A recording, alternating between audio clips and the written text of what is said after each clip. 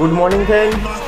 তো আমাদের কাছে আর একটা গাড়ি এসে গেছে সকাল সকাল, আপনাদের দেখাবো গাড়িটা আর কি কি কাজ হবে সেটাও বলবো। তো চলুন গাড়িটা দেখাই আপনাদের। গাড়িটা হচ্ছে টাটা পাঞ্চ, দেখতেই পাচ্ছেন। এটা বাইরে থেকে পুরো ওয়াশ হবে, ওয়াশ করে নিয়ে একটা পলিশ হবে।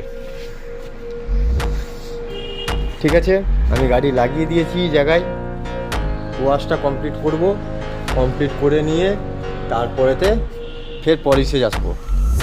তারপরে ভেতরে আপনাদের দেখায়। ইন্টেরিয়ারে দেখতেই পাচ্ছেন অবস্থা। ইন্টেরিয়ার ডিপ ক্লিন হবে, পুরো ডিপ ক্লিন হয়ে তারপরে গাড়িটা কমপ্লিট করব।